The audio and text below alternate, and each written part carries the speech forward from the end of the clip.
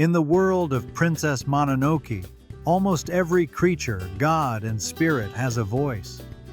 From the wolf goddess Moro to the enraged old boar god Okotonushi, the beings that roam this ancient landscape communicate with humans and each other, expressing their pain, rage, and desires.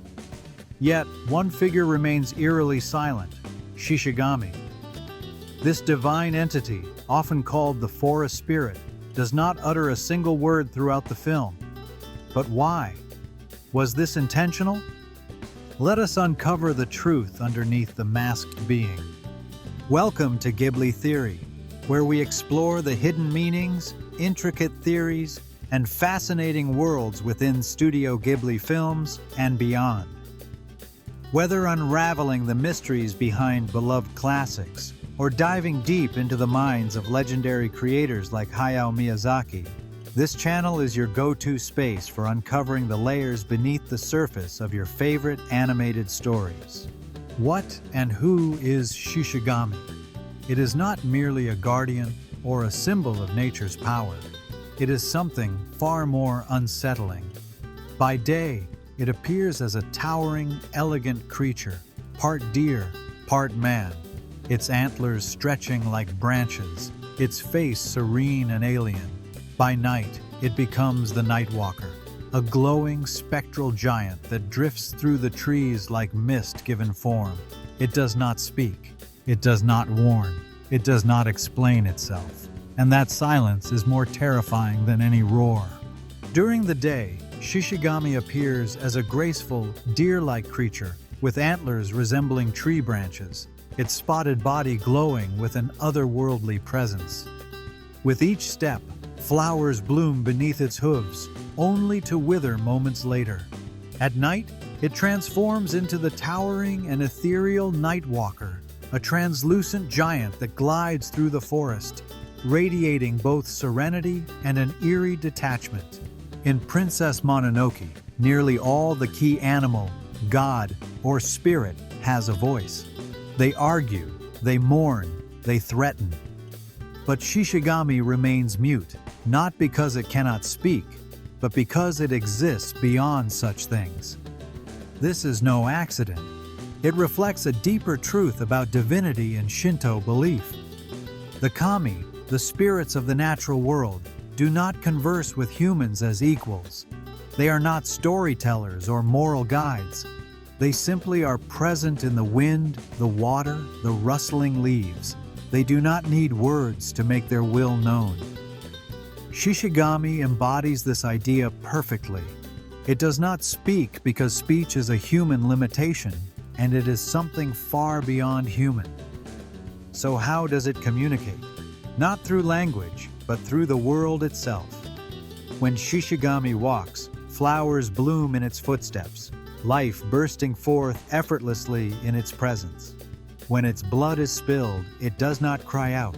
It dissolves into a creeping, flesh-melting ooze, death spreading in its wake. And when it turns its gaze upon a battlefield, the fighting stops, not because it commands peace, but because its very presence imposes stillness. This is not a god that negotiates. It does not plead or bargain. It acts, and the world bends around it. There is something deeply unsettling about this silence. When Moro lies dying, she curses Lady Eboshi with her last breath. When the boar god Okotonushi succumbs to his hatred, his final words are a warning. But Shishigami? It watches. It sees the wolves, the boars, the humans tear each other apart, and it does not intervene. Even when Lady Eboshi raises her gun and shoots off its head, it does not scream. It does not resist. It simply accepts. This is not patience. This is not mercy. This is indifference. Shishigami is neither kind nor cruel. It is something far more alien, a force that gives life and takes it away with the same detached grace. Its silence is not wisdom. It is the silence of the forest itself, of the earth that does not care who walks upon it, of the storm that does not care whose home it destroys. It is the most honest god in Princess Mononoke, because it does not lie to us. It does not pretend to love us, hate us, or even notice us. It simply is, and that is why its silence lingers long after the film ends. We are used to gods who show signs, who punish, who promise. But Shishigami does none of these things. It walks, it watches, and it reminds us of the truth we so often forget. Nature does not need a voice to be heard. Its presence alone is enough. Mercy implies choice, a deliberate withholding of wrath. Shishigami does not withhold anything. It simply does not care. Its silence is not restraint, but absence. It gives life as effortlessly as it takes it, with no more thought than the wind gives to the leaves it scatters. Flowers bloom beneath its feet, and flesh dissolves where its blood falls. But there is no joy in creation, no malice in destruction. It exists beyond such petty concerns. To call it indifferent would be to suggest it ever considered caring in the first place.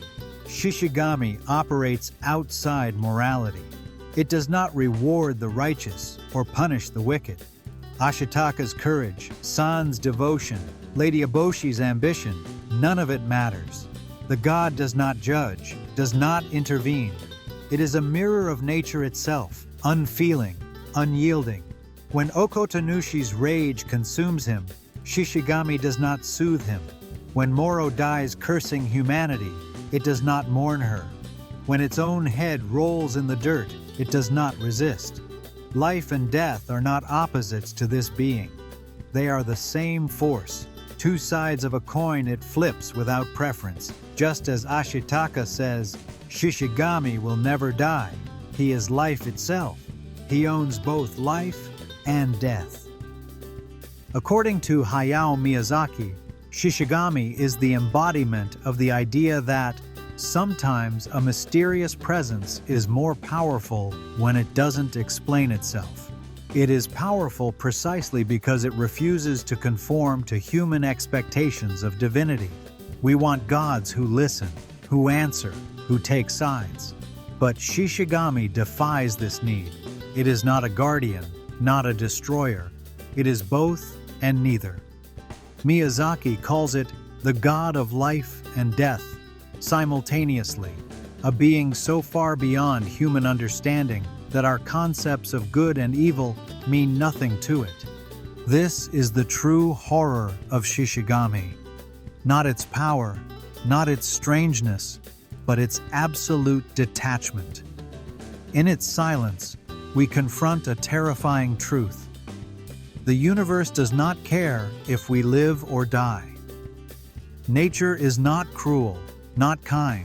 It simply is. Shishigami's muteness forces us to face this reality. There is no divine plan, no cosmic justice.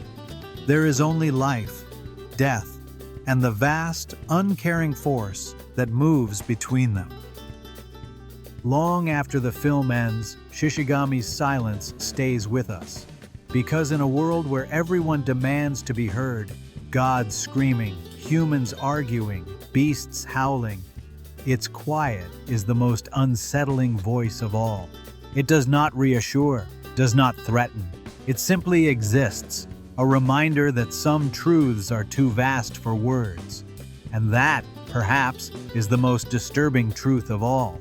If this exploration of Studio Ghibli's most enigmatic deity left you haunted, hit that like button. Subscribe for more deep dives into Ghibli's hidden philosophies. Your support helps us continue unraveling these complex tales.